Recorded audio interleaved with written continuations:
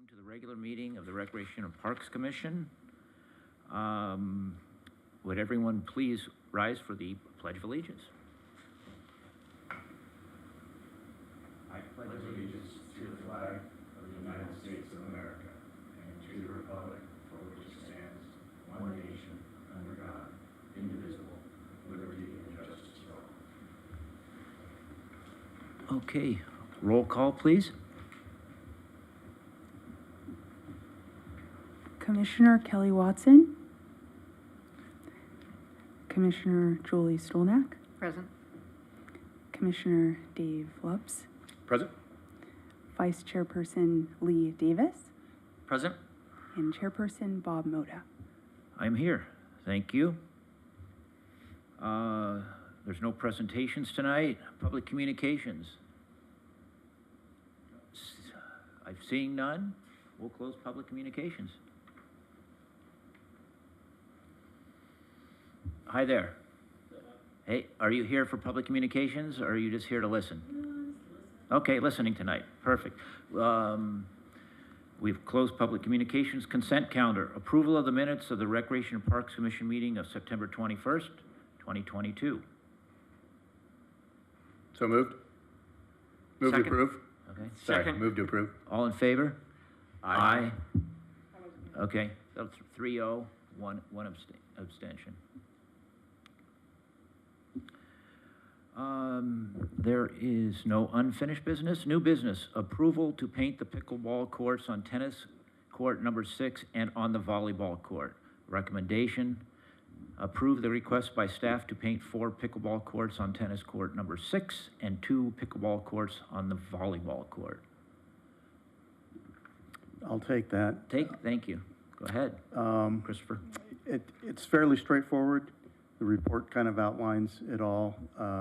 If you have any questions about what we're doing or types of paint and any of that, be happy to address. Staff's obviously brought it to us. They're in total favor of this. My first question, we're using the quality paint that it's not gonna come off and hurt anyone? Right. We've used this company before. Okay. In painting the tennis courts and so forth, and the other pickleball courts. So we're confident with this company.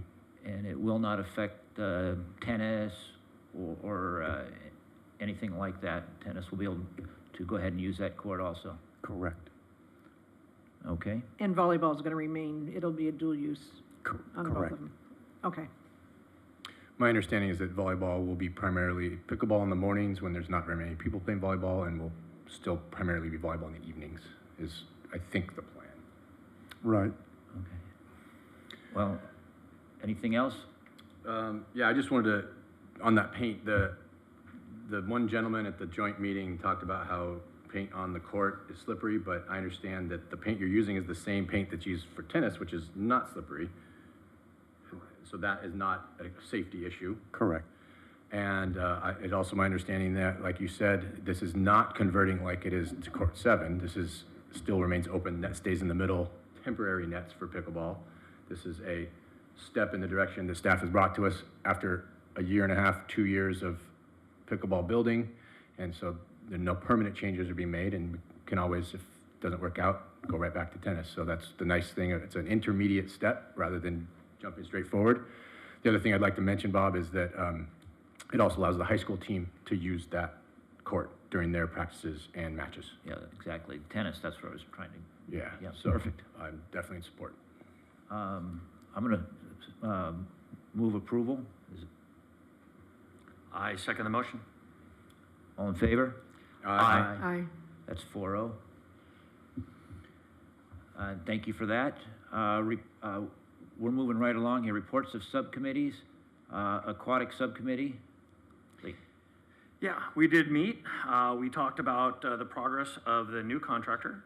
They have done some great work with the history of it. They're putting together a report on the history and kind of putting together a plan for actually filing for it to be a historical landmark. I believe it's either historical landmark or there's another category that it might fall into that would do it. But that's still out there, and they're still looking at that. Some of the changes that are going to be made, as this new company has found that it looks like there'll be 2 ADA lifts going into both sides of the bleachers. There's an exit door that needs to be placed on the north side, which is the opposite side of Mariposa, and that was part of the regulations that they found. And they also have some changes to the restrooms, but they will be keeping the same amount of stalls, lockers, and everything. It's just kind of the movement and how it's going to open up the layout. I believe it went to council last night, and I have not heard if it was approved and or not to move forward with more design and planning for it. And that is about it on aquatics. Okay, thank you. Transportation Subcommittee, that's Kelly, but Christopher, you, huh? I was there. Okay, I'm gonna let Lee go for it. All right, Transportation Committee did meet as well. We discussed bike lanes, how to possibly integrate bike lanes into a few of our streets without impacting traffic, which is a very tough scenario. But we've duly noted that there are also some one-way streets that are going to be changing to one-way in Smoky Hollow, and we could possibly work in cooperation with that to see if something like that can happen. We talked about Swoop, which was the summer shuttle.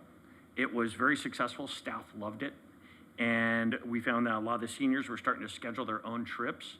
It saved a lot of man hours from running our own shuttle, for the main reason that if a senior wanted to know where their shuttle was, they didn't have to call anyone. The app actually had it, and somebody either at the residence that they're at or that were able to get to the app, show them how to use it, and they understood where the shuttle was. We talked about enhancing it for lunch and sports, the 2 sports being the soccer fields and the aquatic center, to try to get it so that we can, try to get kids that are going out to those sites for exercise. And then the last 2 are what's the actual cost, and it seems to be doing very well on cost because we still have grant money for public transportation within the city, but we don't have the actual numbers yet. We did ask for that from staff. And the final topic was the airport shuttle, trying to get a way that we could get residents to and from town to the airport without having to go to the the far edge of, I guess it'd be the 405 freeway, and then move your way back in, trying to get perhaps a hotel or something like that to combine with the city to actually get shuttle service that they're already running for our residents. So that concluded that meeting, and I think that's it till next time we meet. Thank you for that report. Youth Sports Council, Dave. Youth Sports Council is meeting with us on Monday to go over the field allocation policy and rates. And is everyone here attending on Monday? Yes, yes. So all 4 of us. I don't know if Kelly will be there, but we'll review that policy and see if any changes need to be made. And then that would probably be recommended back to us before it goes to council. So we'll do that on Monday.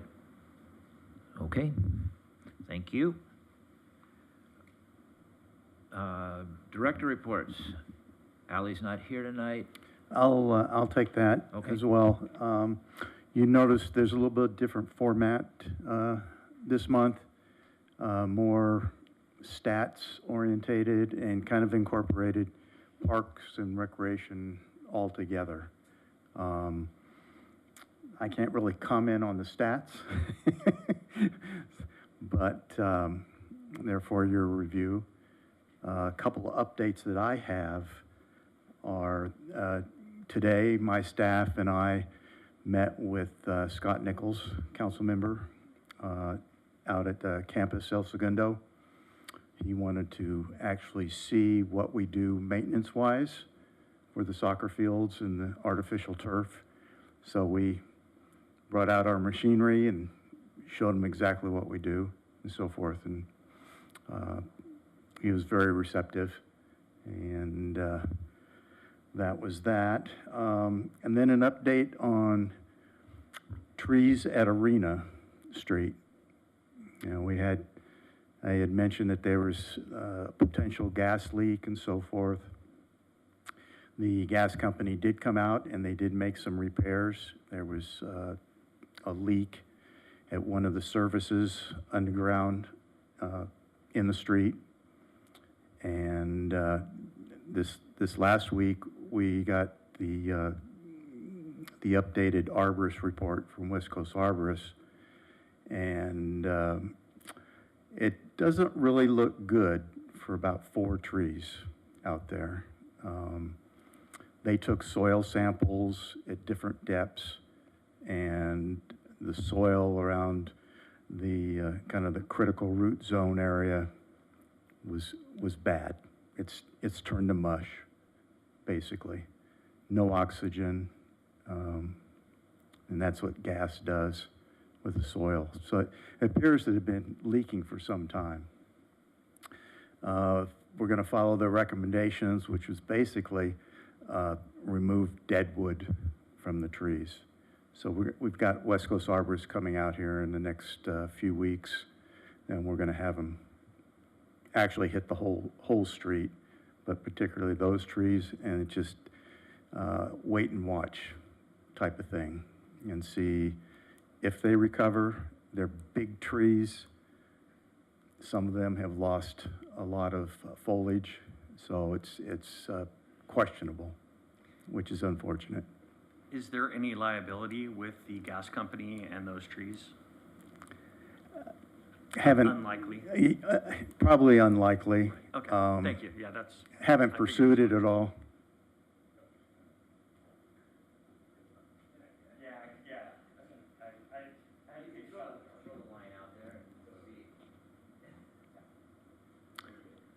Speaking of trees, because I missed the last meeting, Christopher, so we're talking about the camphor trees on Arena, I Correct. assume? Correct.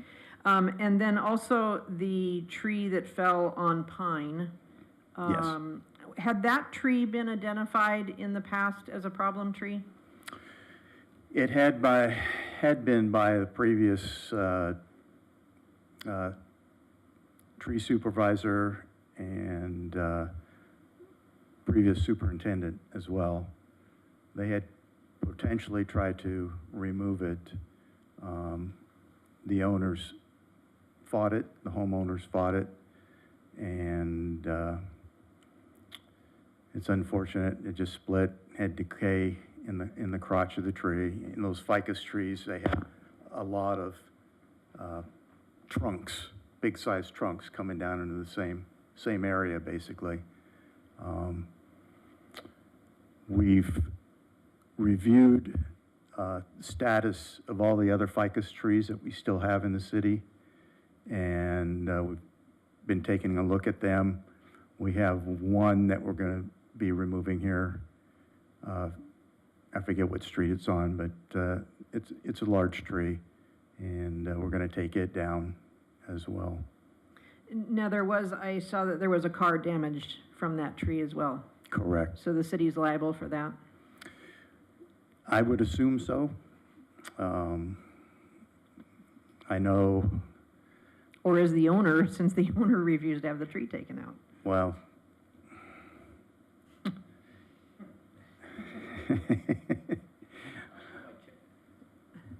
If you really, when you're interested, check with council, check with the city attorney. That's probably where your answer is going to be.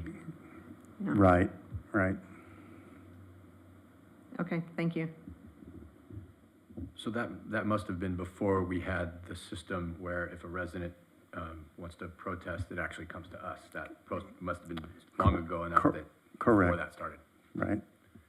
You're saying that goes all the way back to Mark, huh? Yes. Wow. Okay. That's what I've heard. Okay. Okay. All right.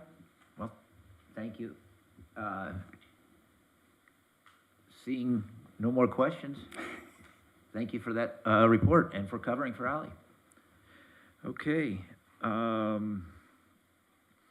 Commissioner comments. Kelly's not here. Julie, Commissioner Solnick. Yes, I have a comment. I was gone last month. I was out of the country. But before I left, I wrote a letter to all the council members because council was going to be meeting and voting about the gateway sign and at Main and Imperial. And I had sat for 2 years on the gateway subcommittee.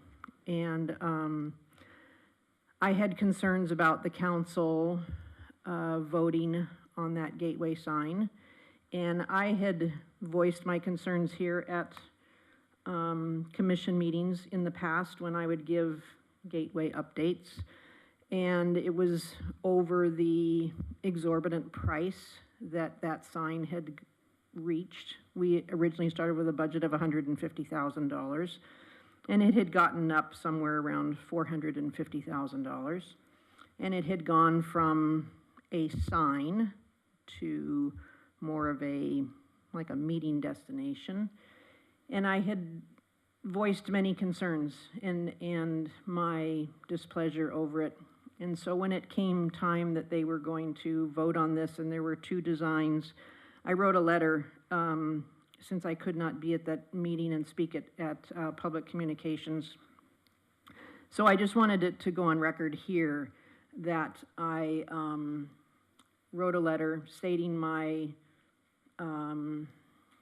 dissatisfaction with, with the process and what had taken place and how it had come to a $450,000 sign, and how I thought to spend that amount of money, no matter where the money was coming from, was fiscally irresponsible.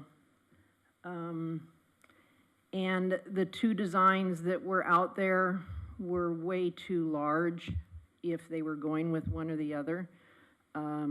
It was just too massive. One of them was an 11-foot high wall by 56 feet long.